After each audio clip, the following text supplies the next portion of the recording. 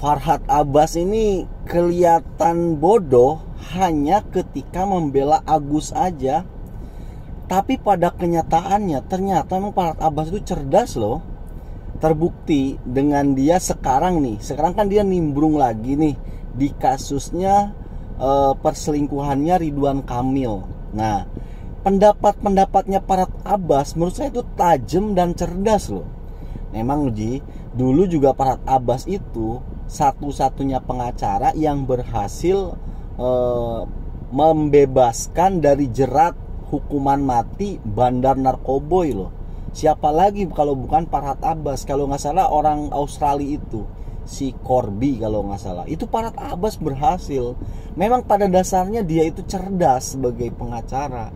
Nah, kemarin aja nih waktu dia mengomentari, dan dia kan hendak lah ya berminat untuk membela si Lisa Mariana, selingkuhannya Ridwan Kamil. Salah satu pendapat-pendapatnya yang saya soroti itu, yang menurut saya tuh cerdas apa coba? Satu-satunya kesalahan Ridwan Kamil ketika memberikan satu klarifikasi adalah sebuah kalimat, yaitu apa?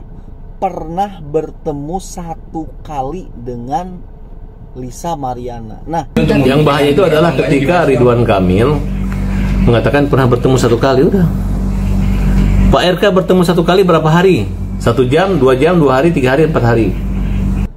Kalimat pernah bertemu satu kali ini itu memang fatal banget.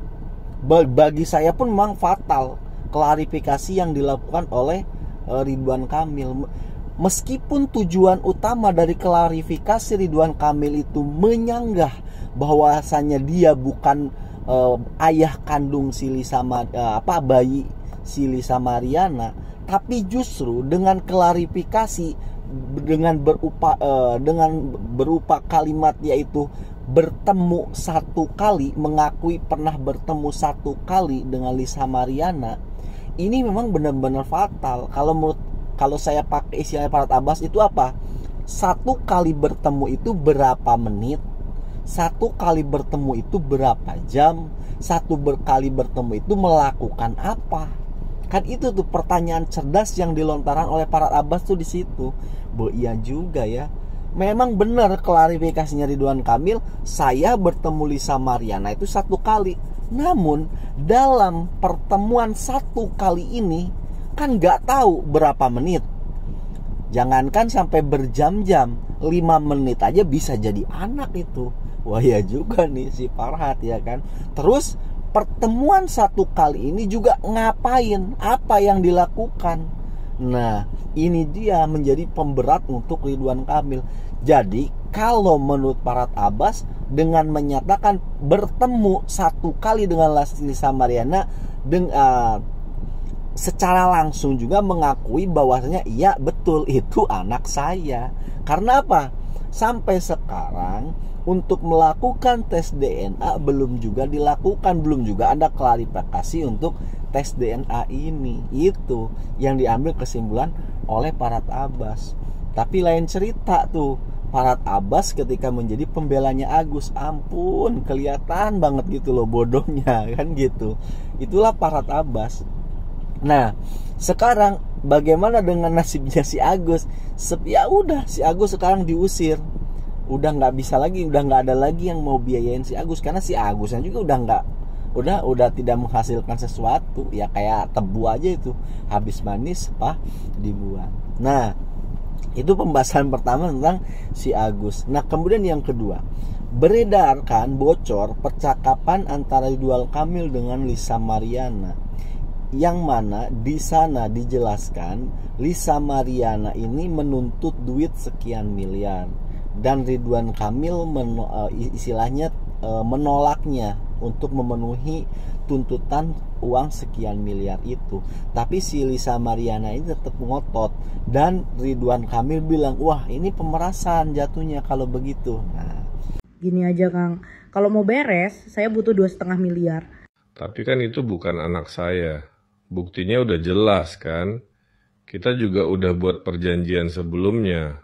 Udah ada hitam di atas putih, semuanya sudah dibereskan dari dulu. Ya udah, kalau gitu kita tes DNA aja biar semuanya jelas. Urusan ini kan udah jelas. Tes DNA itu buat apa lagi? Bapaknya juga udah ngaku bukti ada, semuanya terang. Kamu cuma mau bikin ribut. Kalau bener bukan anak akang, terus kenapa takut tes DNA? Ini bukan soal takut atau nggak takut. Situasinya lagi panas di semua mata lagi lihat ke saya. Jadi kita tenangin dulu biar semuanya reda. Nanti kalau waktunya tepat kita ketemu dan selesaikan baik-baik. Pokoknya gini Kang, kalau duitnya nggak masuk minggu ini, ya maaf aja, aku bakal spill satu-satu buktinya tiap hari. Ini udah pemerasan namanya. Kamu main ancam, main tekan, ini nggak bener. Ih, masa bodoh lah.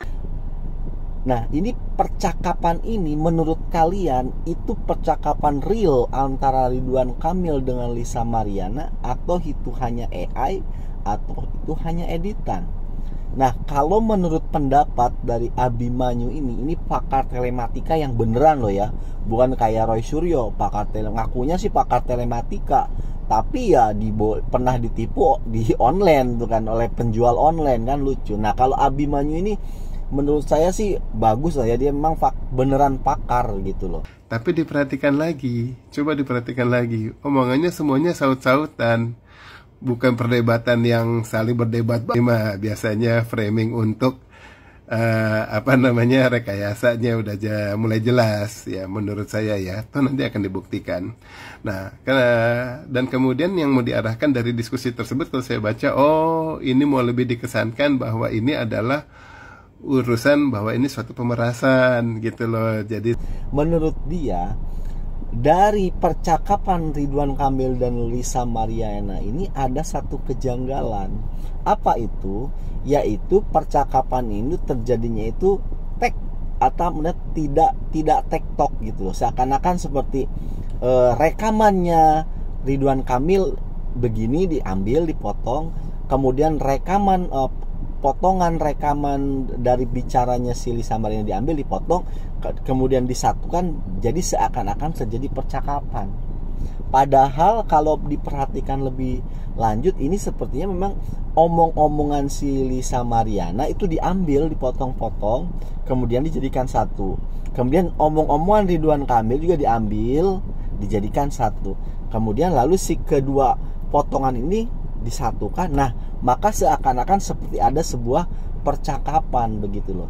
Jelas dari rekaman yang bocor itu rekaman dititik beratkan untuk membela Ridwan Kamil kan di situ. Kenapa? Tujuan utamanya, motivasinya dari rekaman itu adalah apa?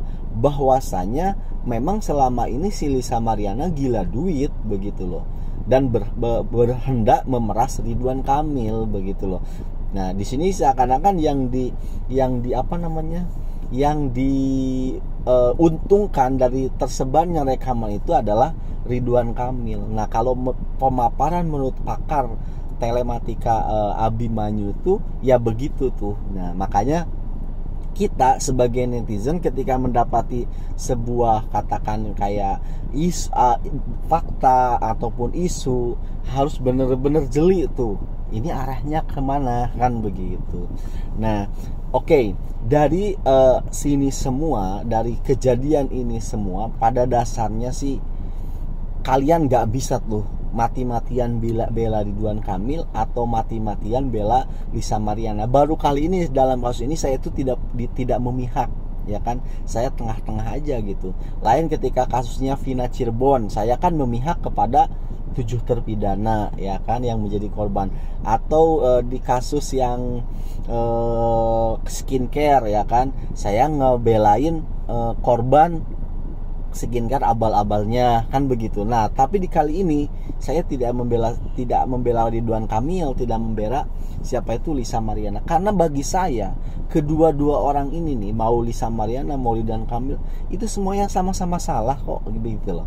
Ridwan Kamil mau mengelak apapun, ya kan, mau mempoles dirinya sebaik apapun sebagai suami, ya kan, cinta dengan istri, dengan keluarga, apa taat dengan beragama, ini nggak mungkin begitu loh sampai kejadian seperti kalau Ridwan Kamilnya sendiri itu tidak bikin ulah begitu loh, ya kan.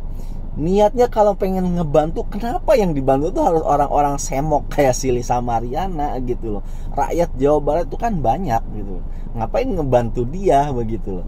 Kalau memang dari awal tidak ditanggapin, ini si Lisa Mariana nggak bakal sejauh ini. Saya yakin memang Ridwan Kamilnya juga nanggepin gitu loh.